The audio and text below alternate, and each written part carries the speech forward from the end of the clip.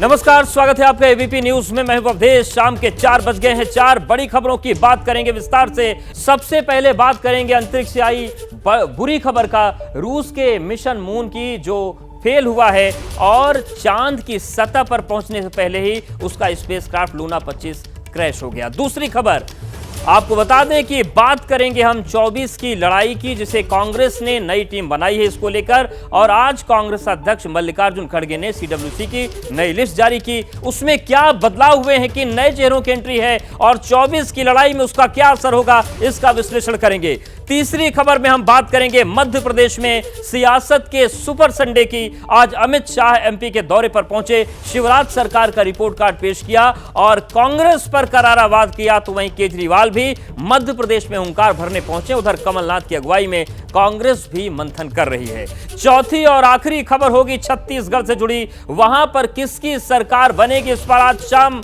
5 बजे आने वाला है एबीपी न्यूज का सबसे बड़ा ओपिनियन पोल, जिसमें यह पता चलेगा कि आखिर रुझान क्या कह रहे हैं और किस तरीके की स्थितियां बन रही हैं और क्या छत्तीसगढ़ में होने वाला है। हर खबर के लिए हमारे साथ चप्पे चप्पे पर रिपोर्टर होंगे। मॉस्को से आशीष सिंह होंगे जो कि बताएंगे कि रूस के फेल हुए मून मिशन की डिटेल क्या है। 24 की लड़ाई के लिए कांग्रेस ने जो नई टीम बनाई है उस पर जैनेंद्र कुमार से हम बात करेंगे। मध्य प्रदेश में सियासत के सुपर संडे पर चर्चा के लिए ब्रजेश राजपूत हमारे साथ हैं। और छत्तीसगढ़ में अब की बार किसकी सरकार, वहां की जनता के मूड और ओपिनियन पोल पर बात करेंगे ज्ञानेंद्र तिवारी के साथ। तो सभी हमारे सहयोगी बने हैं। शुरू करते हैं सबसे बड़ी खबर और बात करते हैं आज की पहली खबर की और शुरुआत करते हैं। तो इस वक्त की सबसे बड़ी खबर स्पेस से आ रही है, जहां पर एक बड़ी घटना घटी है। रूस का मून मिशन फेल हो गया है। रूस का स्पेसक्राफ्ट लूना 25 क्रैश हो गया। रूस की स्पेस एजेंसी रोसकोस्मोस ने इसकी पुष्टि कर दी है। कल ही ये खबर आ रही थी कि कुछ इमरजेंसी कंडीशन आई है, लेकिन अब इस बात की पुष्टि हो गई है कि जो रूस का मून मिशन है वो फेल हो गया है। रूस का स्पेसक्राफ्ट लूना 25 क्रैश हो गया है। चांद के दक्षिणी हिस्से में ये उतरने वाला था। 21 तारीख इसके लिए मुकर्रर की गई थी, लेकिन ये बड़ी खबर है कि जो रूसी स्पेस एजेंसी है उसने इस बात की पुष्टि कर दी है कि उनका जो स्पेसक्राफ्ट है, जो लूना 25 है, वो क्रैश हो गया है, अपने मिशन को पूरा नहीं कर पाया है। और सीधे रुक करते हैं मॉस्को का। हमारे सहयोगी आशीष हमारे साथ जुड़ गए हैं। आशीष, अगर हम रूस के मून मिशन की बात करें तो जो पहला मून मिशन था 1959 में ही इन्होंने पूरा कर दिया था, लूना 2 गया था। लेकिन ये जो आज बुरी खबर आई है, इसके पीछे क्या वजहें बताई गई हैं? असल में हुआ क्या था? कब आशंका हो गई थी कि अब जो मून मिशन है रसिया का, वो संकट में है?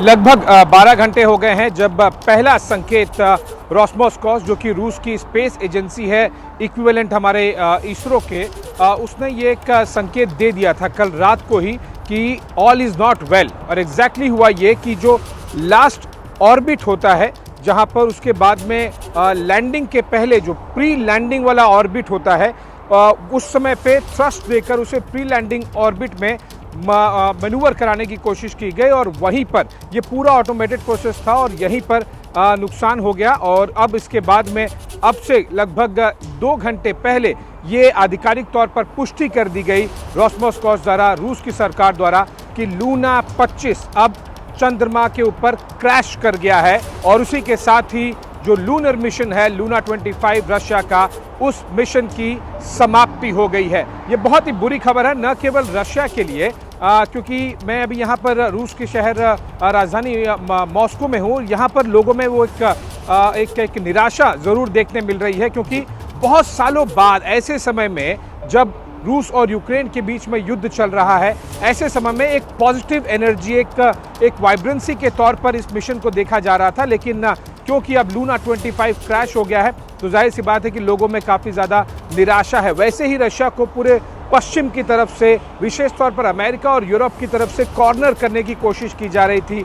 रूस यूक्रेन वॉर के मद्देनज़र काफ़ी ज़्यादा यहाँ पर निराशा भी थी, लेकिन जी। अब ये निराशा और बढ़ गई है क्योंकि लूना 25 क्रैश कर गया है। बिल्कुल एक और आप सही कह रहे हैं कि पूरी ये उन दुनिया के सभी लिए लोगों बुरी के खबर लिए है, क्योंकि जो भी रिसर्च होंगे वो पूरी मानव जाति के लिए काम आएंगे। हमारे साथ आप बने रहिए। अब बात कर लेते हैं दूसरी बड़ी खबर की। 2024 चुनाव से पहले सीडब्ल्यूसी का ऐलान हो गया है। मल्लिकार्जुन खड़गे ने टीम का ऐलान कर दिया है। कांग्रेस ने जारी कर दी है सीडब्ल्यूसी की लिस्ट। कांग्रेस वर्किंग कमेटी में 39 नेता शामिल हैं, जिनमें प्रमुख नाम जो है हम आपको बता देते हैं। सचिन पायलट हैं, शशि थरूर का नाम है, महाराष्ट्र से बात करें तो अशोक चव्हाण हैं, दीपक बाबरिया को भी इसमें शामिल किया गया है। वहीं गौरव गोगोई इस वक्त का जो चर्चित नाम थे, जो अविश्वास प्रस्ताव लेकर आए थे, असम के कलियाबोर से सांसद हैं, गौरव गोगोई का नाम है। उनके साथ ही साथ नासिर हुसैन को भी सीडब्ल्यूसी में शामिल किया गया है। दीपा दास को भी सीडब्ल्यूसी में जगह मिली है।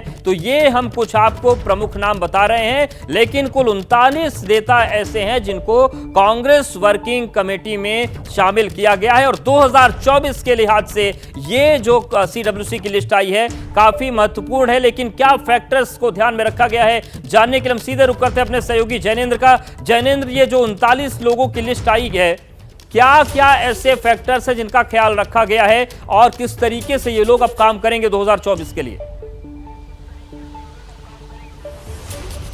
देखिए, सबसे ज्यादा अहमियत इस बात की है कि कांग्रेस में फैसले लेने वाली सबसे बड़ी कमेटी कांग्रेस वर्किंग कमेटी होती है। और नए अध्यक्ष के चयन के बाद नए अध्यक्ष जो है वो अपनी कांग्रेस वर्किंग कमेटी, अपनी कमेटी का ऐलान करते हैं। फरवरी में रायपुर में कांग्रेस के नए अध्यक्ष मल्लिकार्जुन खड़गे को अधिकृत किया गया था और तब से ही इंतजार किया जा रहा था। लंबे इंतजार के बाद तकरीबन 6 महीने के बाद मल्लिकार्जुन खड़गे ने अपनी टीम का ऐलान किया है। कांग्रेस संविधान में एक संशोधन किया गया था और कांग्रेस वर्किंग कमेटी के सदस्यों की संख्या बढ़ाई गई थी।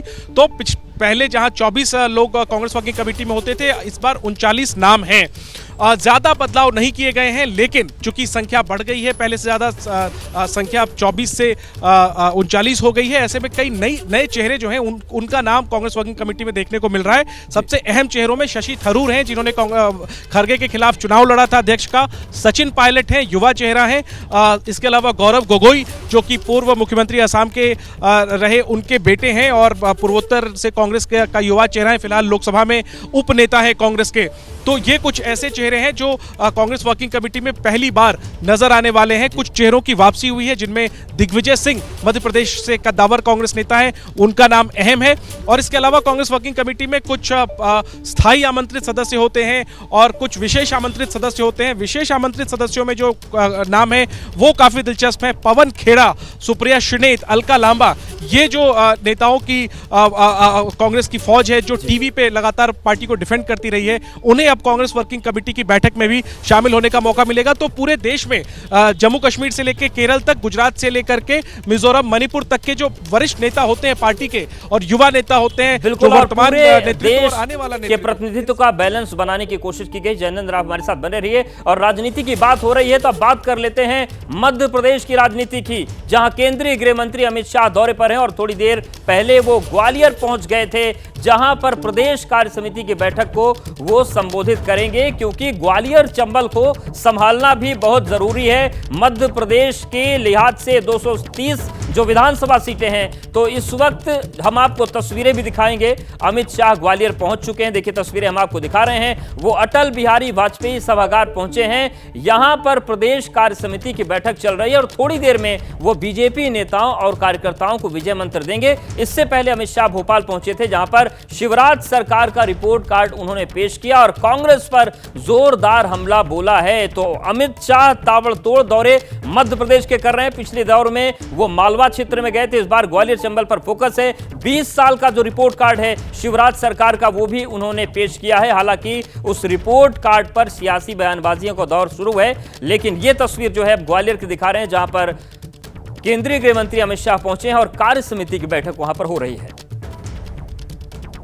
शिवराज जी ने जिस प्रकार से मोदी जी की हर योजना को नीचे पहुंचाया है, वो आने वाले समय में ये नींव पर हम एक बहुत बड़ी इमारत खड़ी करने जा रहे हैं। भोपाल से लेकर प्रदेश की हर चौपाल तक खुशहाली और विकास को पहुंचाने का काम भारतीय जनता पार्टी की सरकार ने किया है। मैं मध्य प्रदेश की जनता को कहने आया कि अगला चुनाव है वो बंटाधार की ओर से विकसित मध्य प्रदेश बनाने का चुनाव है। बीमारू की ओर से सर्वोच्च स्थान पर बैठे हुए मध्य प्रदेश को बनाने का चुनाव है और आगामी चुनाव गरीबी से संपूर्ण मुक्ति का चुनाव। और मैं मानता हूं और मैं चाहता हूं कि दाएं बाएं भड़काए बगैर श्रीमान बंटाधार और कमलनाथ जी इन चीजों का स्पेसिफिक जवाब दें। और सीधे रुख करते हैं अपने सहयोगी ब्रजेश राजपूत का, जो हमारे साथ बने हुए मध्य प्रदेश की सियासत को समझते हैं। ब्रजेश, जिस तरीके से अमित शाह का ताबड़तोड़ दौरा हो रहा है, लगातार बार बार वो मध्य प्रदेश में पहुंच रहे हैं, ग्वालियर चंबल क्षेत्र कितना महत्वपूर्ण है बीजेपी के लिए, जहां पर आज अमित शाह हैं, और जो 20 साल का रिपोर्ट कार्ड पेश किया गया है, इसको लेकर किस तरीके की राजनीति चल रही है एमपी में? देखिए, अमित शाह ने पूरा चुनाव की कमान अपने हाथ में ले ली है। सारे फैसले वही कर रहे हैं और लगातार मध्य प्रदेश के दौरे कर रहे हैं। पिछले 3 महीने में 5वां या 6वां दौरा है जब मध्य प्रदेश आए हुए हैं या मध्य प्रदेश के नेताओं को बुलाया हुआ है। आज उन्होंने भोपाल में जो रिपोर्ट कार्ड जारी किया है वो 20 साल की बीजेपी की सरकार का है, जिसमें उन्होंने गरीब कल्याण की जो योजनाएं चलाई हैं उनका जिक्र किया है और कांग्रेस से सवाल पूछा है कि जब 23,000 करोड़ का जो बजट था वो आज 3 लाख करोड़ का हो गया। तो उनका कहना है कि मध्य प्रदेश की शिवराज सरकार ने बहुत बेहतर काम किया है, विकास गरीब राज्य से, बीमारू राज्य से विकसित राज्य की तरफ मध्य प्रदेश बढ़ रहा है, तो इसलिए जनता हमको वोट दे।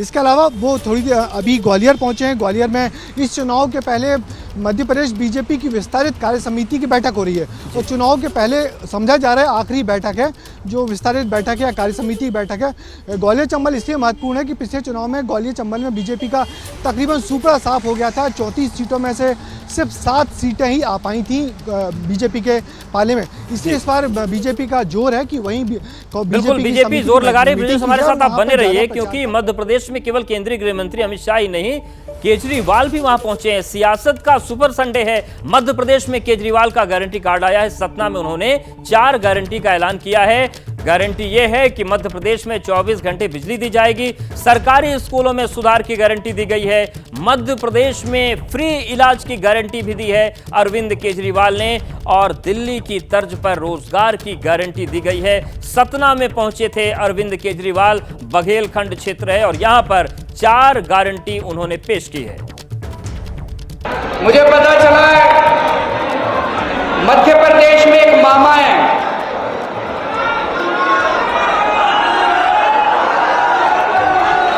उस मामा ने अपने भांजे भांजियों को बहुत धोखा दिया है कि नहीं दिया है?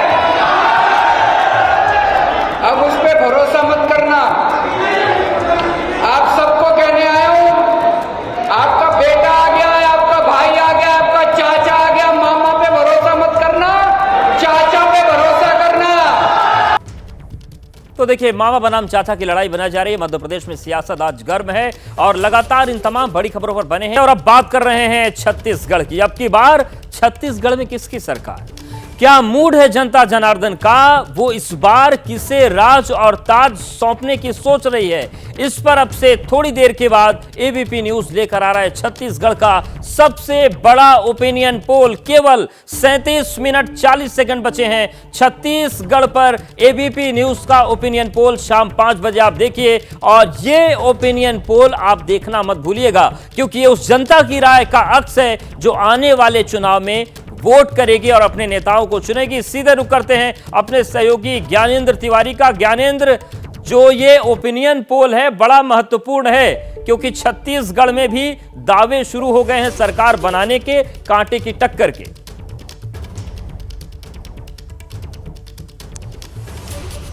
देखिए अवधेश भाई, कल ही शिखर सम्मेलन किया है छत्तीसगढ़ में एबीपी न्यूज ने, और कल हमारे मंच में सब आए थे, विपक्ष पक्ष, मुख्यमंत्री से लेकर पूर्व मुख्यमंत्री तक और पार्टियों के अध्यक्ष से लेकर मंत्री और नेता सब आए थे, अभिनेता भी आए थे। सब तरह की बात हुई और राजनीति पर बहुत जो भी उठापटक छत्तीसगढ़ में हो रही है उस पर बात हुई।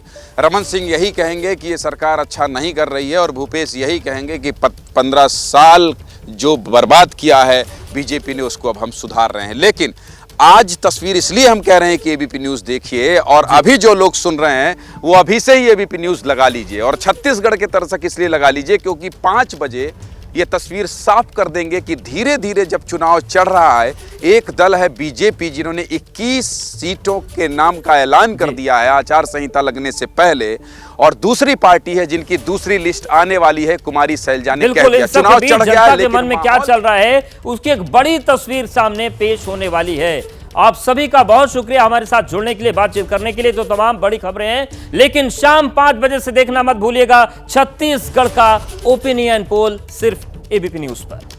जैसे ही घड़ी का काटा दोपहर 2:30 पे आए, बबीता जी का दिल सास बहू साजिश के लिए मचल जाए। और ये है इनकी बहू, पूरे दिन ऑफिस की टेंशन हो जाए गॉन जब ये करें अपना फेवरेट शो फ्री टाइम पे ऑन। इनकी तरह आप भी देखिए अपना फेवरेट शो अपने टाइम पर और डाउनलोड कीजिए एबीपी लाइव ऐप अपने स्मार्ट टीवी पर।